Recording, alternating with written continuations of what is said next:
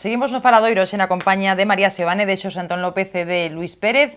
Algo máis dun cuarto de hora para abordar outra cuestión de hoxe mesmo, da que quero falar convosco, o decreto do plurilingüismo que volve estar no centro da polémica, non? Ou volve falarse del como tantas veces neste programa. O Tribunal Superior de Xustiza de Galicia di que a Xunta ten o prazo dun mes para executar as sentenzas que anulan parte de dous artigos do decreto, pois sobre o carácter vinculante da consulta que se lle quería facer aos pais, di que non pode ser vinculante, e sobre a lingua que teñen que utilizar os nenos nas aulas, non? Di que teñen que utilizar a lingua na que se imparte pois, a materia en cuestión, non? Hai bastantes reaccións hoxe. Di Feijóo, por exemplo, o presidente da Xunta, que o seu goberno vai cumprir como non o que di o alto tribunal, e que simplemente o que queren é preguntarlle aos pais, non? E comparaba de feito iso que as preguntas que o goberno catalán lle quere facer aos cidadáns en Cataluña nesa consulta soberanista, non? Que propón pro ano que ven. Había tamén declaracións de hoxe de Xosé Manuel Beiras, no sentido de que non confiaba para nada en que Feijóo pudiera cumprir a sentenza. Dicíao dunha maneira non moi elegante, pero bueno, non a vou reproducir. En todo caso, volvemos falar de lingua, non? Parece que volvemos sempre a falar de lingua, pero por temas conflictivos, non? E iso, pois, parece que non saímos de aí, non? A ver, Luís, a túa sensación.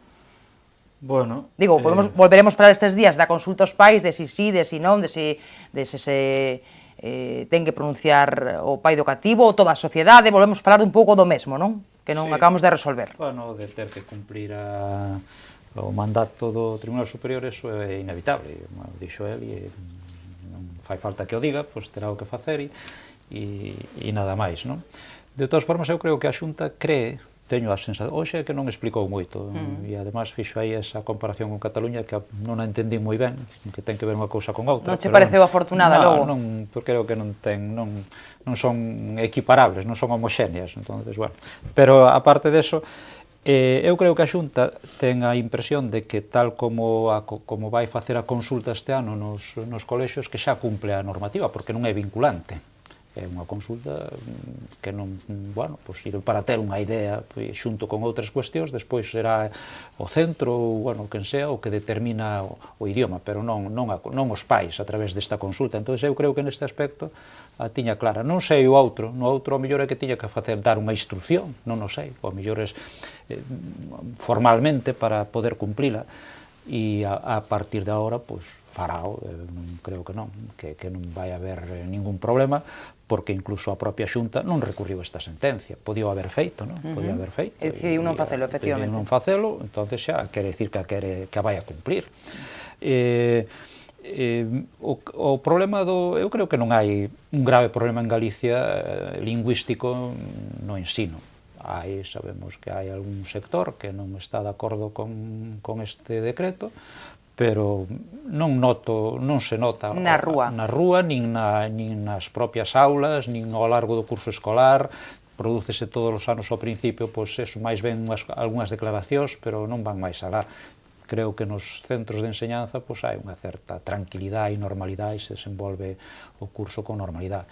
E despois no conxunto da sociedade eu creo que tampouco en Galicia temos ese problema. Por lo menos non é dos primeiros, sería dos últimos. A ver, María e Xosé Antón, compartides o que apunta Luís? Eu teño esa mesma percepción, non? Hai dous, sí que é certo que hai dous sectores, digamos, polarizados que están, bueno, pois uns tirando do castelán puro e outros tirando do galego puro, sin contemplar a posibilidade de que convivan pacificamente os dous idiomas, que eu creo que sí que é o que pasa na normalidade, o que decía Luís, na rúa e sobre todo nos colexios. Eu creo que non hai ese problema, non, ese conflicto. E con respecto, bueno, pois o auto de execución desta sentenza, eu creo que lle queda o recurso de reposición. Eu creo que se non recurriron xa non van a recurrir, aínda que lle queda 5 días para pensalo, e se non, pois cumprir e acatar, que non queda outra, e eu creo que o que se fará. Xosé Antón? A ver, eu penso que Feijóo, cando era jefe de la oposición, pois cometeu un erro que el penso que se está arrepentindo cada día, non? con este tema, co tema da lingua, pero que é un tema que unha persona como Manuel Fraguer Ibarne ou Currás como conselleiro ou Besteiro, Manuela López Besteiro ou Celso Currás, perfectamente tiñan totalmente asumido, non había ningún problema, e el, bueno, foi unha bandeira política que lle aportaría, pois, no seu momento, o mellor algúns votos, e agora, para facer un símil, claro, é que non pode apagar este lume, non o pode apagar ca mangueira pequena, é dicir, vai a ter que utilizar todos os recursos que teña para poder acabar co lume. Claro, e non sabe como, porque non quere dar o brazo a torcer. E claro, e agora ten pois unha sentencia pois dun Tribunal Superior que é moi claro, e incluso fixarvos nas verbas que se utilizan, unha consulta. A palabra consulta parece como máis realmente unha enquisa, que é o que dice o tribunal, que la encuesta non pode ser vinculante. La enquisa xa non é unha consulta, que a palabra consulta ten máis forza que a palabra enquisa. Eu que realmente é un... Entonces, é que non é vinculante. Claro, por eso, pero cando falaban de consulta, unha consulta aos pais e tal, claro, é un pouco, non, é unha enquisa, que é o que realmente e o que a sentencia di, non?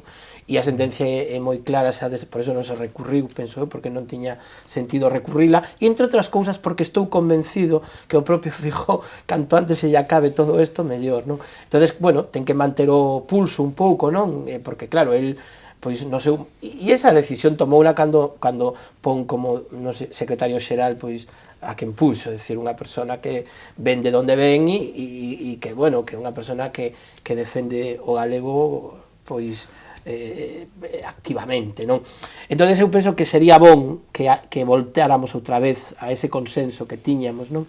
E que os nenos teñen que aprender castelán, teñen que aprender galego e teñen que aprender, se poden, inglés e alemán ou inglés e chino ou o que queiran, non? Pero que os nenos en Galicia teñen que salir da escola dominando o galego, o castelán e outra lengua ou dúas lenguas máis.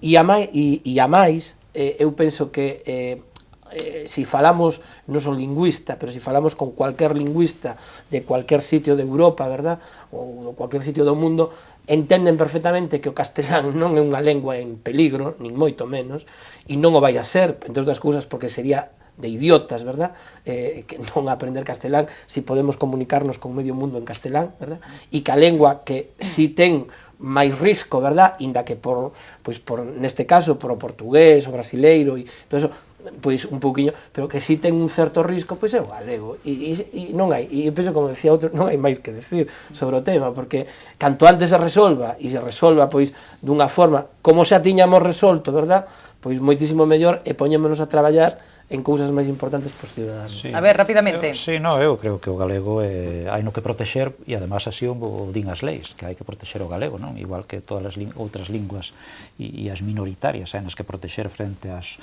non frente a nada, senón para que non desaparezan ou para que se manteñan. E aquí, bueno, pois aquí se protexe, aquí o galego ten un custe, o castelán non ten custe. Non hai lingüistas, por exemplo, dedicados ao castelán en medios públicos ou privados, no galego sí, pagados con cartos públicos, o sea que hai unha protección, hai subvencións, hai cousa que unha televisión que ten un presuposto moi grande porque hai o galego, entón xa ten. Que é suficiente ou non? Bueno, pois ese é o mellor a cuestión do debate. Pero, indo un pouco o que dicías atrás, claro, é que Feijóo fixo unha campaña onde se comprometía a que eso fose vinculante. Daquela non se sabía que era ilegal. Podían haber denunciado, e o mellor xa non a facía, porque se era ilegal, tal como fixo... Con de periodismo que tes... No, pero, entonces fixo... Que é que Feijóo fixo porque non o sabía. Non, porque pensaba que era... Que se podía facer. E o pensábamos todos, ninguén o denunciou como algo ilegal naquele momento. Entón, fixo unha campaña, ganou unhas eleccións, e o que ten que facer alguén que gaña as eleccións, aínda que non sea o habitual, é cumplir o programa. Estou convencido que ao día seguinte Feijóo tiña claro de que ese era un problema. No, pero despois é unha cuestión. Despois, as grandes protestas viñeron na primeira legislatura. Ahora non hai ninguna, apenas hai protestas. As grandes protestas na rúa non viñeron na legislatura. houve outras eleccións e ainda sacou máis votos. Pero non ten que ver unha cousa con outra. Todo ten que ver. Non ten que ver, non ten que ver unha cousa con outra. Todo ten que ver, eso é unha parte. Penso que non. Entonces, eu creo que isto nese A ver, que remata Luís, sí, nese logo María aspecto non perxudica, eu creo que é unha cuestión que sí, que convén solucionar e deberían de chegar a un pacto e eu creo que deberían chegar a un pacto e olvidarse xa do asunto, non? A ver, rapidamente, María, Eu creo que Xosé Antón hábilmente esqueceu unha parte da historia de Galicia, que foi o período de goberno de Touriño con Quintana, non? E aí foi cando se producía o problema verdadeiro de todo, bueno, todo o que xurdeu a partir do conflicto que xeneraron, e eu creo que aí sí que estaba incómodo Touriño, que xeneraron os nacionalistas. E digo xeneraron porque si antes é certo que con Besteiro e con Fraga, e incluso moito antes, non? Xa con Albor, que falábamos da tele, pois que creou moitas das entidades de normalización lingüística, por eso.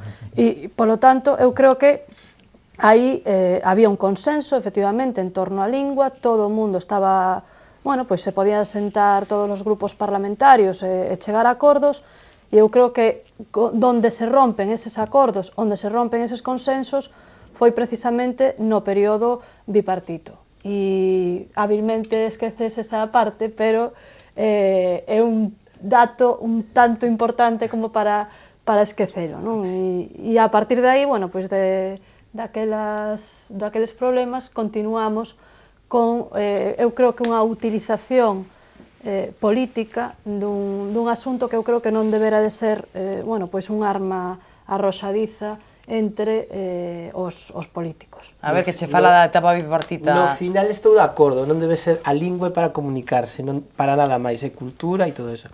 Ahora, María non dice toda a verdade, non dice que a lei que aplica, non dice que a lei que aplica o bipartito, a norma que aplica foi acordada polo goberno de Manuel Fraga Iribarne.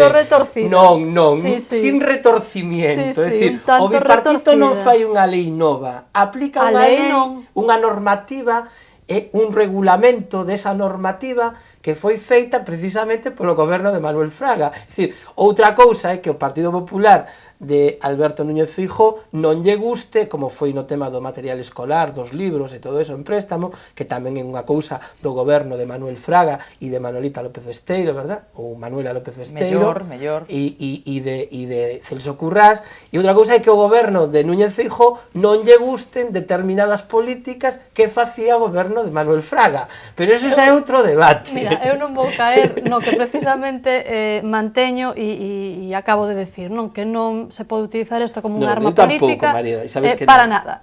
O que pasa é que sí que é certo que mantiveron unha norma, unha lei neste caso, pero é certo tamén que nos regulamentos fixeron unha serie de, bueno, pois de lectura aplicaron unha lei.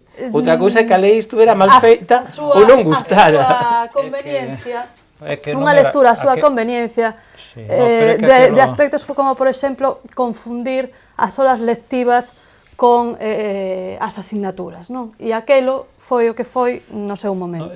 E de aí derivaron, precisamente deste matiz entre a diferencia entre horas lectivas e asignaturas, derivaron moitos problemas. E mira que pequena cousa, pero foi na etapa do bipartito. Para rematar brevemente, pola miña parte, cando na última etapa de Fraga se aprobou o Plan de Normalización Lingüística. O Plan de Normalización Lingüística non é unha lei, é unha declaración de intencións. O bipartito, que eu creo que o gran problema foi ese, e foi unha cuestión que aí non anduvo moi fino, eu creo, co bipartito. Podía haber, cando dixo que polo menos o 50% como mínimo.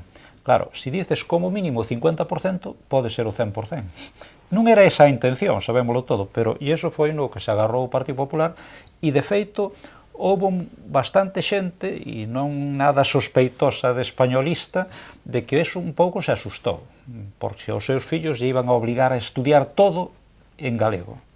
Entonces, aí sí se produce, eu creo que foi o gran problema que se creou naquel momento e onde houve bastante rexeitamento e onde Feijóo, pois aí creo que se basou neso para decir todo ao contrario, e cando fixo esa proposta de que, bueno, se fará según o que digan os pais e iso vai ser vinculante, bueno, pois foi aí non tampouco acertou, porque polo que se ve agora, non? Naquel momento parecía que sí, que os que dixeran os pais pois podía servir, pero agora parece que non. E eu creo que non, eu creo que neste aspecto non, que ten que ser a autoridade a que establezca, non? A ver, que temos que ir pechando, en a determinados modo de temas, conclusión moi brevemente. fíxose unha oposición ao bipartito, seguramente noutros temas pois podíase facer unha oposición pois confrontando ideas distintas de goberno, non? Pero en determinados temas fíxose unha oposición pois de rentabilidade corta, non? Como o tema das galescolas, verdad? Que ahora son galiñas azules, exactamente o mesmo.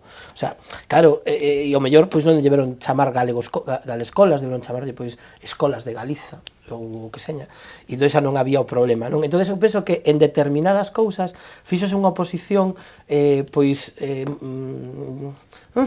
de andar por casa, é dicir, moi así para... E claro, e esas cousas, por eso agora, nesta época na que estamos, algúns reivindicamos que a oposición ten que facer propostas serias. E se se quere chegar ao goberno, hai que chegar ao goberno con propostas serias, con proxectos traballados, e non se lle pode decir aos ciudadanos cousas raras. Bueno, poderíamos seguir o programa ao fío do que apuntas, pero non temos tempo. Alguna cousa máis, María, que che quede? Que estou de acordo en que a oposición ten que facer propostas serias. Luís, ti tamén, claro. Tamén, porque o do puñetazo non a comparto. Bueno, vale. Bueno, deixémolo aquí. Moitísimas grazas a Xosé Antón López, a María Sebane e a Luís Pérez por acompañarnos hoxe. Agardos vervos a xiña, por suposto, aquí no Faladoiro. A Luís tamén, xa mañá mesmo. A todos, grazas por seguirnos un día máis. Volvemos o luns. Grazas a todos por a súa compañía, por estaren sempre aí.